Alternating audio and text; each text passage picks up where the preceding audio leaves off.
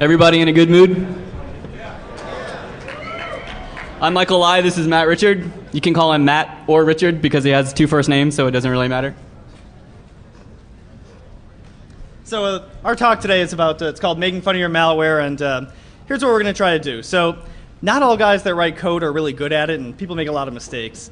Not all guys who use malicious code are actually good at operating it, so we got a little bit of that in there too. And then there are people who just completely fail at both. So sit back, relax. We may not be funny, so just in case we included actual technical material, just in case you want to learn something too. So if we're not funny, at least enjoy, some little tidbits of tech talk. So the real quick disclaimer is these opinions are our opinions, and nothing in here is that of our employers. Standard disclaimer, don't hold us liable. All right, so this first one is called Honey, I Shrunk the Entropy. And it's the story of silent banker authors who developed this very complex encryption algorithm and then forgot to seed the random number generator. So this code over there is a snippet from Zeus from September 2007. And you can see that it is seeding a random, seeding that global variable called dd tick count. It first moves it into the EAX register the first time that this function is called. And then it checks that value to see if it's 0. And if it's not 0, it calls get tick count to seed it. We weren't surprised when we saw a similar resemblance in a silent banker binary from February 2008. And you can see the resemblance here. It has a similarly named global variable called dd tick count that gets checked if it's 0 or not. If it's not 0, it gets seeded with the value of get tick count. And at first, before I saw the MSV CRT version of RAND, I thought maybe there was a link between the Zeus authors and the silent banker authors, just based on those few hex numbers that are hard-coded into the binary. But really, they both just statically linked with MSV CRT. So now we get to the recipe for disaster. This snippet of code is from Silent Banker in July 2008, so just a few months after that last sample we saw in February. So they updated their code, sent out a new version of Silent Banker, and this one is significantly different from the ones that we saw previously because you don't see that global variable, named current seed in this case, being checked if it's ever 0 and seeded. It's just used. So it's possible that somewhere else in the binary before we get here, Silent Banker seeds this global variable with some type of number. So I'm going to skip over here to the disassembly. Here's that same function. Let's just check if current seed is used anywhere else in the program before it gets used in this rand function. You can see it initially starts out as 0. And we'll check the cross-references to that variable. Based on this T column right here, the W means write. There's only one write operation to that global variable throughout the entire binary. And it is the rand function itself. So I'm going to skip through this one just a bit fast. I talked about this briefly at DEFCON last year. The recipe for disaster is to seed the random number generator. That's fairly gray up on there because I wanted to indicate that they didn't do it. The next step is that they make 1,000 calls to that myrand function and generate a 16-byte number, which is the primary encryption key. And then they take that 16-byte number and compute an 8-byte number using a particular formula. Then they generate another 8-byte number from the secondary key. And then they use some arbitrary precision math to explode that 8-byte tertiary key into a 32-byte number. Finally, they encrypt the stolen data, usernames, passwords, what have you, using the original 16-byte key.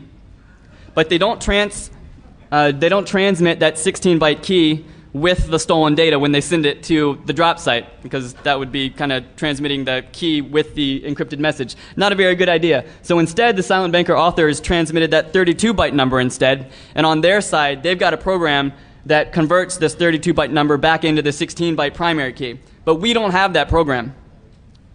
So, recipe to exploit the disaster. Number one, we start with seeding the random number generator to 0. Those next 4 steps we can all automate with a Python script for Immunity Debugger, because we have the formula that computes that 16-byte key, the 8-byte key, the next 8-byte key, and the 32-byte key. We have that formula. It's not in C code, but we have it because we have a copy of the Silent Banker binary that does it. So that Python script, I'm going to show you a demo of how it works in just a second. When we're done, we should have a good disaster recovery scenario.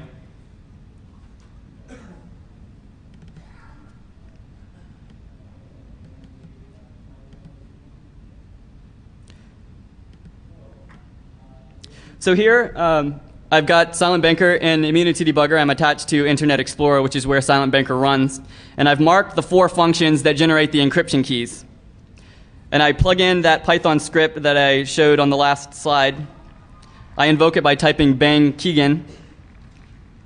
And you can see that the debugger will just play through those few functions that I want to execute about 5 times for this demo, but in real life we did it about 5,000 times to get a larger set of keys. You can see on the log pane here that for each iteration of the loop, it outputs a 16-byte primary key here, and then the associated 32-byte key. So at the same time that this script is printing information to the log data, it's also creating a file on disk that has the associated 16 and 32-byte keys here. So it's just a hex file. So we can go and use a Python script that we wrote that accepts that keys file, and also a directory of logs that we recovered from the stolen from the command and control site. So here we have a few encrypted private key certificates and a few .txt files which contain the encrypted data. And we can just run this program, and it's searching through each of these text files, extracting that 32-byte key, looking through the key file that I have, and pairing that 32-bit number with its original 16-byte key. And then it goes ahead and decrypts the information once it finds the 16-byte key. So this is the original .txt file. You can tell it's obviously not readable. And then the output is a bunch of .tmp files, which are in fact readable. And we can take that information and then go return it to the rightful owners. So all the complex work that Silent Banker authors went through to keep their information protected is just completely ruined because they forgot to seed the random number generator. Now the best part about this is this function here in the Silent Banker binary. I've named it why not use this. So they've actually got a function in here that uses get cursor position to generate entropy, and uses that to seed a random number generator. And we can check the cross references to this function here and see that it's used about 10 or 15 other places in the code. So it's not that the Silent Banker authors forgot to write code that was capable of seeding a random number generator. They just simply forgot to call this function from their encryption routines. It's there, they just forgot to use it. So we thought that was pretty funny. And there's the one that got away. It's there, why not use it? So the next one is called To Des or Not to Des. And this is a story about a malware author who either doesn't know how to use the Windows API appropriately or doesn't know the maximum size of a des key. So for the crypt derived key API function, the DW flags parameter, the low order 2 bytes of this specify the key size that you want for your encryption key. So here, if the low bytes are 0080, then the encryption key that we're asking is 128-bit RC4 key. Now this is how to shoot yourself in the foot. And I'm going to go to the disassembly for this one as well. Here is a function called initialize crypto subsystem. And you can see the Trojan calling crypt acquire context. And then it's creating a container for an MD5 hash. And then it's creating an MD5 hash of a hard-coded password in the binary.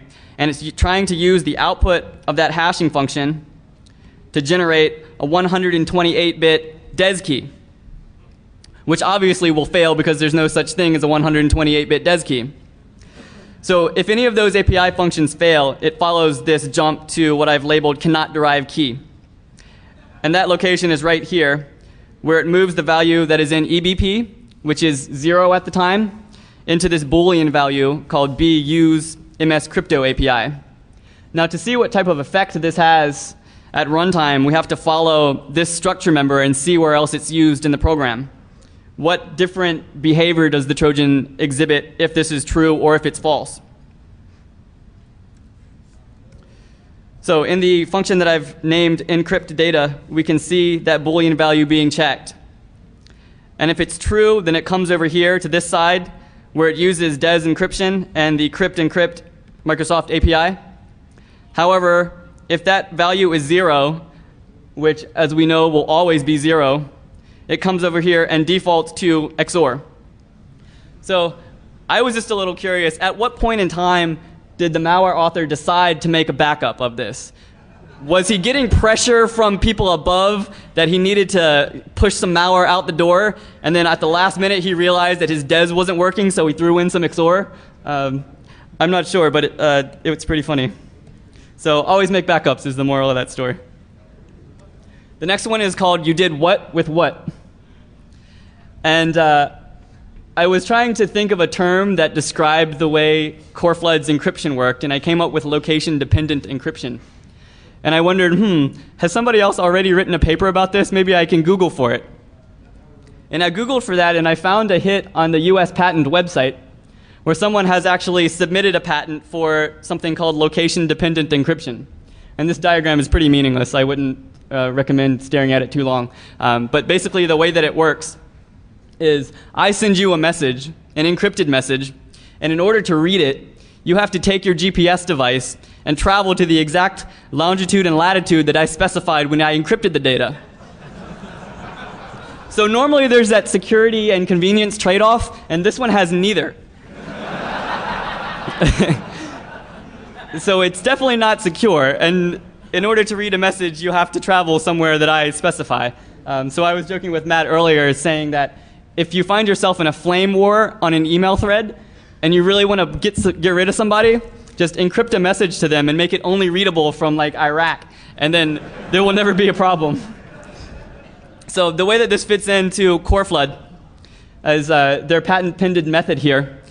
This is a snippet of the code where Coreflood, after it steals information from the user, it will encrypt it and write it to disk so that the Trojan can then retrieve it later and upload it to its command and control site. So it calls setFilePointer, and the return value of setFilePointer is a D word which specifies the offset in the file that the pointer was set to if it succeeded. So then it takes the number of bytes to encrypt and moves it into the ECX register. And it takes a pointer to the data to encrypt and moves it into the EDX register. And then it ensues with this XOR loop here, where it XORs every byte in the buffer with AL and AH, which are the high and low order bytes returned from setFilePointer. So the actual encryption key in this scheme is the offset in the file where the data exists. Brilliant. So how to dump core. This is a program that I wrote and just released fairly recently, and you can download it. It's got the entire source code there. And it's helpful if you encounter a machine that has been infected with Coreflood, and for some reason it wasn't able to reach its command and control server in order to upload the data. So you can actually go and retrieve those files that it has on disk and decrypt them using this tool to figure out what would have gotten stolen if you need to report it to a customer or anything. So the other interesting part about Coreflood is, albeit it has that encryption algorithm, kind of weak, but then it goes and transmits all its configuration information, what information to steal, all its target information, which banks, which credit unions to steal information from, transmits all that in the clear. So another method of dumping core is just using Wireshark and viewing the traffic.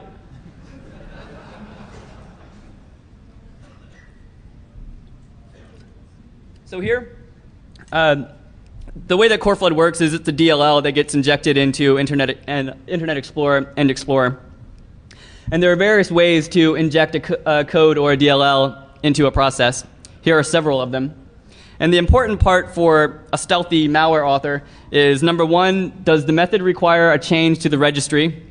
Number 2, does it require me to reboot my computer before the change takes effect? And number 3, does it require the application that I'm injecting code into to restart? So there are several options here available to malware authors. And which one does CoreFlood choose? They chose one that requires modification to the registry, and they chose one that requires an application restart. And in this case, the application is Explorer. Quietly, so no one hears. This is the code that we reverse engineered showing where CoreFlood chooses to manually terminate Explorer so that the change takes effect immediately. Now, you're probably familiar with what happens if Explorer crashes on your machine. Your taskbar disappears, your open applications disappear, all your desktop icons disappear, and then slowly, one by one, they start to come back. So the CoreFlood authors obviously knew that because they went in here and they made a call to set error mode right before calling open process and terminate process. So what set error mode does is it prevents particular crash notifications being sent to the system, which would then create a small pop-up box, and it sends the error message to the terminating application instead. So all that they've done with this call to set error mode is prevented a small pop-up box from being shown to the user before Explorer crashes. So you tell me, which one is more suspicious to a user? A small pop-up box followed by everything disappearing and then reappearing, or everything disappearing and then reappearing? Both. So CoreFlood, when it loads as DLL, it doesn't stay loaded in the loaded modules list. It allocates some memory on the heap and copies itself to the location on the heap. And then it deletes its PE header. So if you encounter a machine that's infected with CoreFlood and you say, okay, the next step is to dump this executable, then I can maybe load it in IDA and I can analyze it. Well, it's pretty hard to dump an executable if there is no PE header. So on top of that, CoreFlood, when it calls virtual alloc, it specifies the mem top-down flag, which causes the system to return an address, the highest available address rather than the lowest available address. And it causes CoreFlood to then be able to, quote-unquote, hide in the higher regions of user mode memory around all the system DLLs. So this next demo is how to make all that hiding useless. And when you encounter something like CoreFlood that has a few hiding techniques and there aren't available tools to help you, you have to create your own tools. If you're familiar with unpacking, what you might normally do is use a debugger if there isn't an automated unpacker. For CoreFlood, there isn't because it's not a common algorithm. But you might use a debugger and go to the original entry point and then maybe dump it with LordPE or procdump or another process dumping utility. And then you might fix the imports with import reconstructor. And then finally, after all that work, you might have a binary, an IDB that you can open and examine. So this next demo is a tool that I wrote recently. It's not publicly released yet because I haven't actually finished it. But it's a plugin for the volatility platform. And right now, I'm connected to Internet Explorer in a debugger. And since I know where to find CoreFlood, I'll show you where it is just for purposes of the beginning of this demo. So here it is right here, hiding in memory at 7FF81000. We can double click on that to see the actual hex data there. And we can verify that it's CoreFlood based on some strings that we see. So the next step, sorry, it's a little hard to read, but I'm going to make these demos available. You can download them and play them on your own machine where you have better resolution. Behind the scenes, I took a memory dump of that system infected with CoreFlood, and I'm analyzing it now with volatility. And first, I'm printing a process list so I can find out the PID of Internet Explorer. And right here, it's telling me that the PID is 1732. So what I'll do next is use the malfind plugin, which searches the virtual address descriptors, which contain similar information to what the memory map in the debugger contains, all the allocated memory regions in the process. And for each allocated memory region, it checks the VAD tags and the permissions to see if there's executable code there. And if it is, it'll try to disassemble it so that you can, instead of attaching to it with the debugger and searching through the memory map, all this is one step. And you can see that malfind has located some executable code identified by the proper disassembly here at 7FF80000. So naturally, the next step is to use this new plugin. It's called FixIAT. And I give it a process context, PID 1732 for Internet Explorer. And I specify the start of that memory range where core flood is hiding. And what the plugin does is it enumerates all of the loaded DLLs in Internet Explorer's memory, along with its base address and size. And then it parses the export table to find the RVAs of the exported functions from those modules, and it saves them. And then it disassembles all of the information starting at that memory region at 7FF80000, looking for calls that lead to any of those exported functions. And that's how it rebuilds the import address table without even having a PE header. And you can see that the output of this will be something similar to import reconstructor. You have the modules, the first func, and each imported function from the modules. And the output of this FixIAT script is an executable that you can open in a PE viewer and see that the import table is successfully reconstructed. And you can further verify by just taking that and loading it into IDA. Everything looks right. In the import address table, we can then go and follow the cross references to set file pointer in this case. And there we are exactly at that point of the location dependent encryption code. So in just a few commands with volatility on the memory dump, we located where core flood was hiding in memory. We disassembled it, extracted it, pasted a PE header onto it, even though it didn't have one, and then completely rebuilt the import address table. And it only took about 20 seconds. So the next one is called Honey. Sorry to bother you again. I shrunk the internet. And this is a story about configure.b's flawed IP generation algorithm. So we're going back to the Windows rand function here. And the important part about this function is the very last instruction where it performs an AND of whatever value is in EAX with 7FFF. So if you're not familiar with assembly and what that instruction might do, then here's a small demo. We're moving the maximum value that EAX can hold into the register here, and then executing that AND instruction. And you can see it chops off that upper half of the value and then subtracts 1. 7FFF is 32768, also known as rand max, defined in the Windows source code.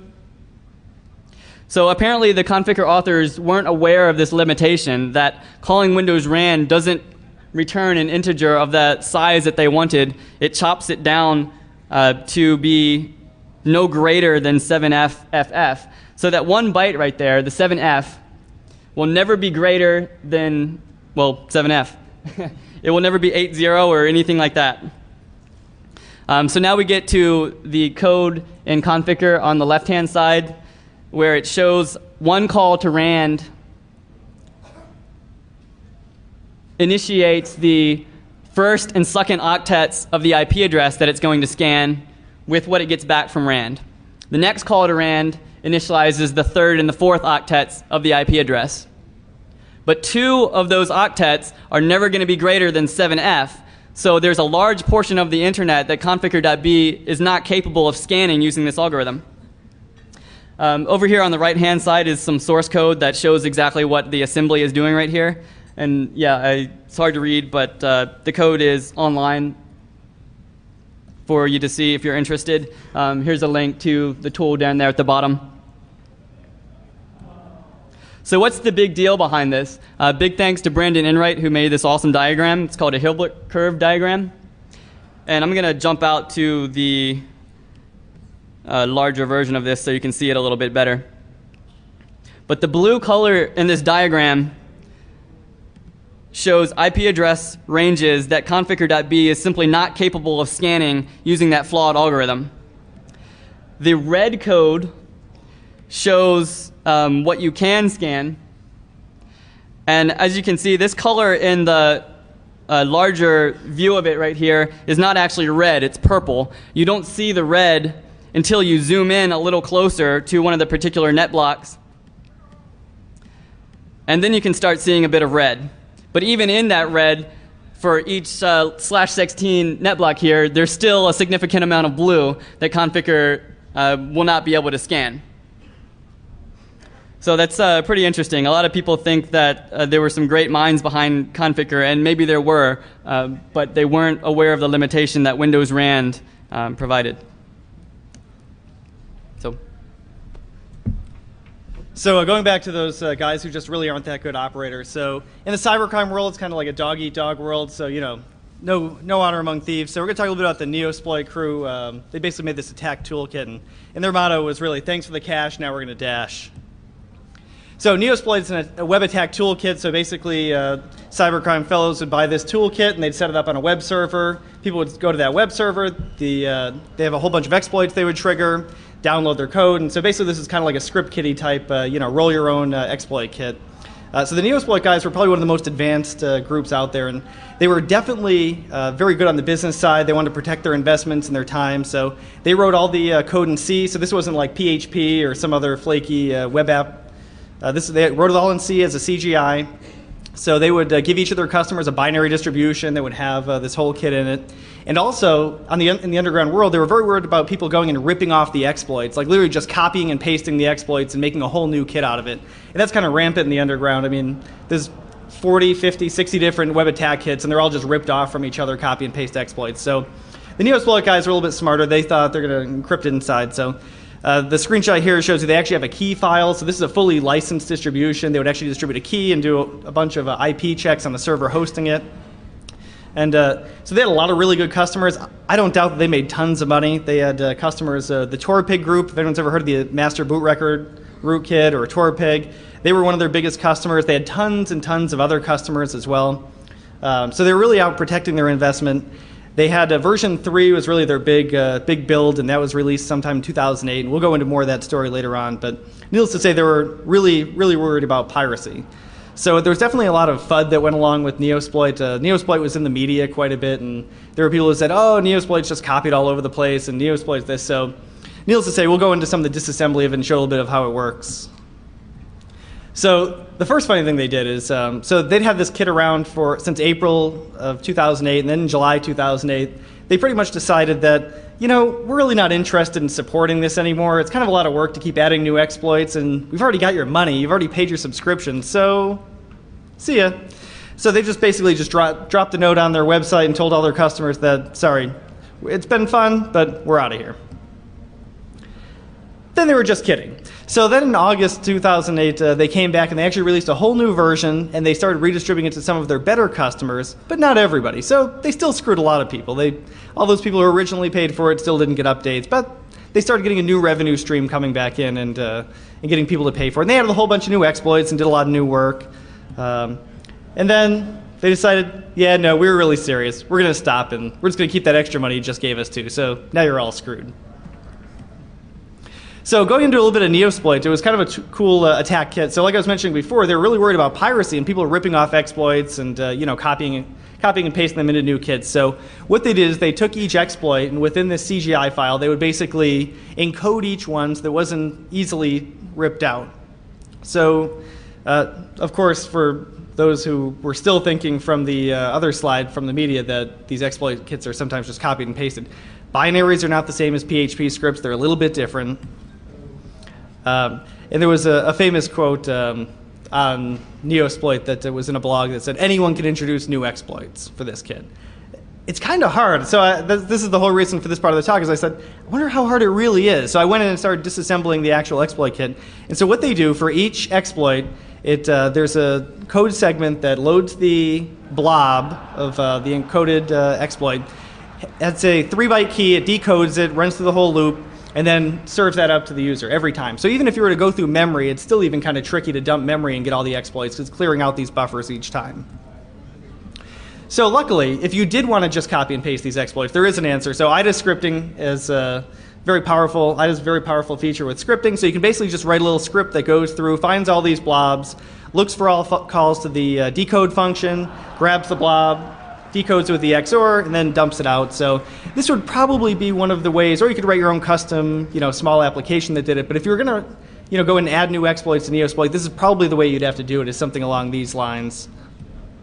And of course, once you dump it out, then you've got, the whole plain text, and you could rip it off and resell it and do other things. So the Neosploit guys probably just gave it up because it was some good money, and they really didn't care about their customers. So for anyone who's ever heard the words of the great philosopher Biggie Smalls, he has a song called The 10 Crack Commandments. Very, very strong wisdom. If anyone's a crack dealer, I highly recommend it. So number 4, he's got 10, out of the 10 crack commandments, number 4 is never get high on your own supply. Very important. You really don't want to be a crackhead selling crack. Kind of important. So we came across this guy. I called him the Peeper. So he was distributing malicious code, and we'll walk through that in a second. But basically, he didn't listen to this song. So his attack went something like this. He would send out these emails disguised as various government agencies, official-looking emails addressing people by name, dear so-and-so, the FTC's lodged a complaint against your company. Click here to download this document that describes the whole thing. So when the user opens up that particular document, they would get this, it's a real Word doc, and inside of it, a very clever feature of Word, which is basically OLE, that allows you to just drag and drop executables inside a Word document and then rename them so that they say something like Microsoft Word has encountered an error, please double-click here to continue. Yeah, completely brilliant. So he was using this, and people would still click through. I mean, it takes like 6 clicks to go from getting this message to actually being infected, and he had tons of victims. So people are really brilliant when it comes to that. And I love his message too. They tried to cheat me, blah, blah, blah. So the next thing we found as we were tracking this guy down is if you're going to have a drop site, maybe he didn't have his own management tool, so maybe he thought open directories were good, but open directories are bad if you're storing a lot of information about people. So he definitely had every server that he would configure for his drop site had an open directory, and you could just go through and browse all the listings of all of his victims and see each and every one of them. And oddly enough, he was, in one sense, he was a good developer, so he liked to QA his code. The downside was he was QAing his code to the actual server using his real IP. So you don't last long when you do things like that. So he would actually had his DSL cable modem, his DSL connection from the Ukraine. He would test all of his code. And the malware had a nice feature called Watch Me, or Watch Him. So basically the whole point of this guy is he was stealing banking credentials, but sometimes he just wanted to watch his victims and just sort of see what they were doing, hence the reason we call him the Peeper. So he wasn't satisfied just to have that kind of functionality. He started to watch himself. Kind of odd. So I don't know if anyone's ever opened up a VNC window on your own machine that has VNC running and kind of loops back and you start to see smaller and smaller images. He actually did that to himself multiple times on multiple drop servers. Yeah, really, really odd. So, and he would go through this when we'd be looking through the drop servers and, oh, there's a picture of him watching himself, watching himself, watching himself. And then the one that really takes the cake, my favorite of all that we found that he had done to himself. So he's using this Watch Me feature on himself while he's developing the code. So he's actually got his dev environment up, and he's actually writing code, watching himself, sending it all back to the command and control. So there's nothing that helps the authorities when they bust down your door and kick it in, come running in and grab your machine, when you've got the source code there and they can go and match it up on a command and control server and see that they're exactly the same thing. Not too bright. So the last piece of malware we've got is an interesting one you might be familiar with. It's called Internet Explorer 7. So don't worry, it's all under control. Microsoft's taking care of it. Let's not get too worked up. So Microsoft had a big problem with IE6, and that was that it was way too easy to steal stored passwords. So you're probably familiar with, you go to a website, it says, do you want to save this password? They call it IntelliForms, and you say yes, and it stores it in the registry. Well, the problem with Internet Explorer 6 was any user logged in if you were logged in the context of the user, you only had to make one function call to decrypt those passwords. There was literally no protection. So for malware, if it was running in the context of the user, it could literally just read those passwords and send them back off. So in IE7, they came up with a brilliant fix. They encrypted it with 128-bit encryption. Unbreakable. Brilliant. So if you look on the bottom, you can see there's a hash of a website that I'll explain later on, and then a binary blob that contains the username and password. So it would seem to actually be a fairly reasonable solution. So I want to quote from another great philosopher, John Travolta, from the movie Swordfish. And my favorite part is when he's sitting there and he's explaining to the other guy, and he says, "This encryption is so good, even I can't break." And I think he mentions like the 512-bit encryption, because he's like the best cryptographer in the world. That's why they hired him. So he's like, even I can't do this. So here's what Microsoft did. To encrypt the password, they would generate a 128-bit key based off the MD5 of the site that they were storing the password for. So that actually seems like a fairly reasonable thing. So if you went to www.bank.com/login.asp, what they would do is they would take that string, they would make it all lowercase, then they would make it a wide string, and then basically MD5 that. And that was then the key that was used to encrypt the password in the registry and the username. And then, when you visited the site that it had a stored password for, it would do the opposite. It would take the site you just visited, it would chop it down, normalize it, convert to a wide string, and then look through the registry to see if it had any stored values for you, and if it did, it would pop them in. So it seems fairly reasonable. Except when you think about it, there's a little problem. That's actually not very much entropy. It's kind of easy. It's really not that much harder than IE6 password encryption was. So in order to break it, it's fairly straightforward. If a user is storing a username and password, chances are it's because it's a site they go to. And if it's a site they go to, chances are it's a site that you can easily find in index.dat or the typed URL's registry key. So that part's pretty easy. So another easy way to find them is there's only if you're talking about US victims, there's only 15,000 banks and credit unions in the US. And each one of those only has a handful of login pages. So it's fairly trivial to go out, scrape them all, and to gather a collection of those. So again, not really much protection. And then, of course, if you're a bad guy, you probably know a lot of the sites that you want passwords for, whether it's Facebook or MySpace or Twitter or whatever it happens to be, and you know the login page. So again, you can just pre-compute those. And then if you really get desperate, Alexa keeps tabs of popular sites, and you can just grab those. So it's really easy to decrypt these. You can do something like basically create a rainbow table out of all these common sources, and then you've basically got all the keys to decrypt all the passwords. So for the bad guys, it's fairly straightforward. So the moral of the story for IE7 is it's not looking good. But maybe there's help. Or there's not. So nobody really does a good job with this. Actually, Michael and I looked at a bunch of different applications, AIM and Mozilla Firefox, basically everything, try to write password recovery tools for them. And you can write a password recovery tool for pretty much everything. There's really not much that will help protect you if you're storing passwords in any sort of application-specific, remember my password thing. They're pretty much all recoverable in some more or less trivial way, IE7 included. Firefox is probably the strongest of those, since you actually have to enter a password first. But even then, if you've already entered your password, the bad guy can sort of steal that too. So moral of the story, don't get compromised. Kind of helps from getting your password stolen. Don't save passwords of value. And if you run a site that does have a login form, there's some little tricks you can do to basically tell IE, don't save these passwords. So the last one, we have there's a Trojan called LACMA. And what it does, same typical Trojan, where basically they steal login credentials and they steal all sorts of other pieces of data. And one of the things they steal is cookies. I love cookies.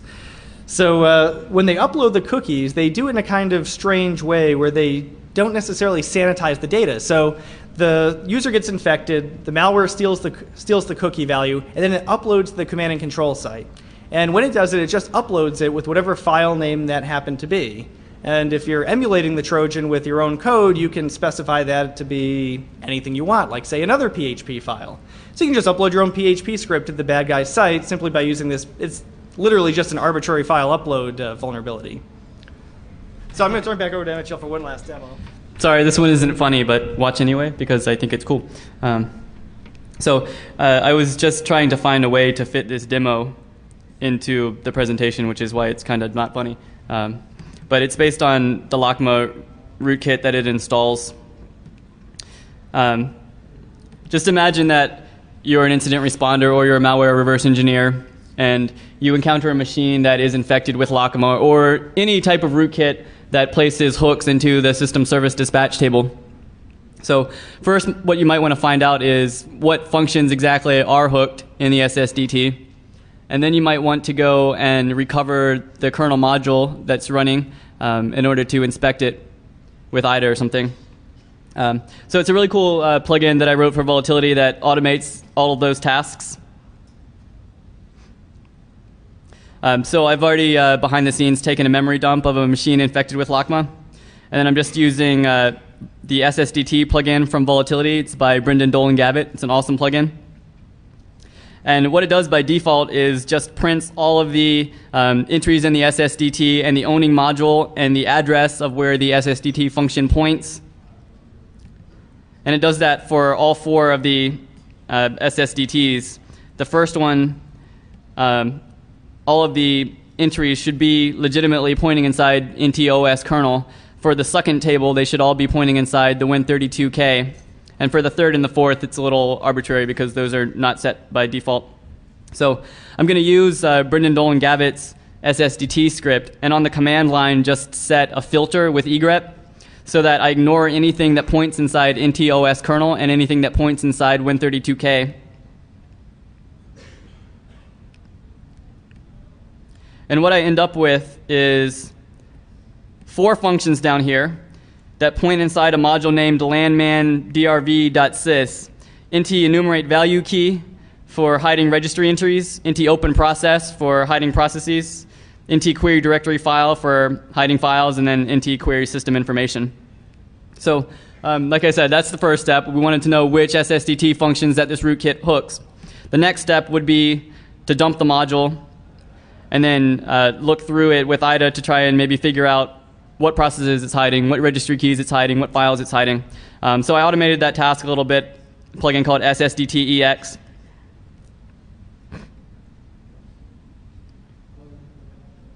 And you can see that blue screen flash by really quickly.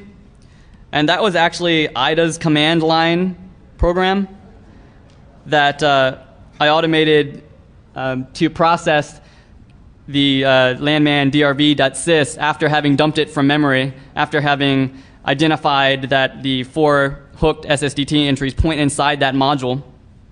So furthermore, after automating the creation of an IDB, it does a little bit more automation and goes as far as actually labeling the functions in the IDB according to which SSDT functions that it hooks. So just in one easy step, we found out which SSDT functions were hooked, dumped the owning module, created an IDB of it, and then named the function so I know exactly where to look in the IDB when I start reverse engineering it.